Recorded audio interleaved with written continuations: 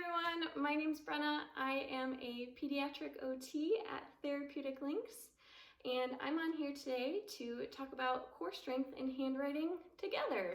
Okay, so how are these two connected? Well, if your therapist notices a relationship between decreased core strength and difficulties with handwriting, whether it's legibility of their written work or their grasp of the pencil, here's what they might be thinking about. We know from development that our bodies tend to develop motor skills from the center and then venture out to the extremities. It's a lot like a tree. You're going to need to have a strong trunk before you have those long and strong branches that grow off of that.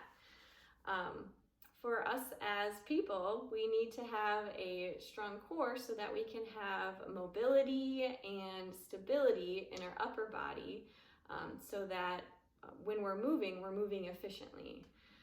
Some red flags that we might see in kids that help us understand if they have difficulties with core strength and that's impacting their handwriting would be how they are positioning themselves in a chair. If they tend to sit really far back or lean forward, lean on one side, even if they're just super wiggly in the chair, to us that might mean that they don't have the stability that they need coming automatically from their trunk or from their core. And they're seeking it out by leaning on surfaces or using different muscle groups to find stability. Another interesting thing to think about is how the eyes process visual information with our posture. If we are constantly leaning far back or leaning too far forward or on the side, then being able to do really simple things like look up and look down to copy something from the board is going to be challenging as well. With core strength, we can also think about our upper body and the endurance we have with that. We might seek out stability by grasping a pencil like this when we're past that stage where this is expected.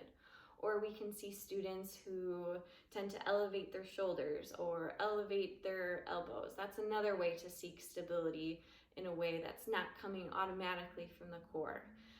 In a way, the body's just doing what it thinks it has to perform the task well, but teaching the body that it can have stability coming from that center and then going out is the most efficient way to work on handwriting skills. Core strength is a big piece of the puzzle when it comes to handwriting, but it is certainly not the only piece. There are a lot of performance skills to think about when it comes to writing because it is such a complex task. If you have any questions or concerns about your child's handwriting, be sure to let your therapist know so that we can observe and assess and look at all of the performance skills involved and help get to the root of the problem. If you have noticed a connection between core strength and handwriting, during OT you can expect the two to develop together with the activities we do in therapy.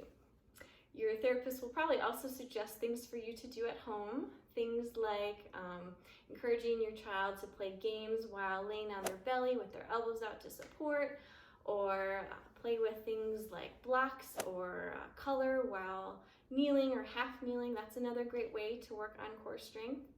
I'm sure your therapist will also suggest things like obstacle courses with crawling and rolling, jumping. These are great ways to help the body develop the strength and control that it needs for more stability in the core.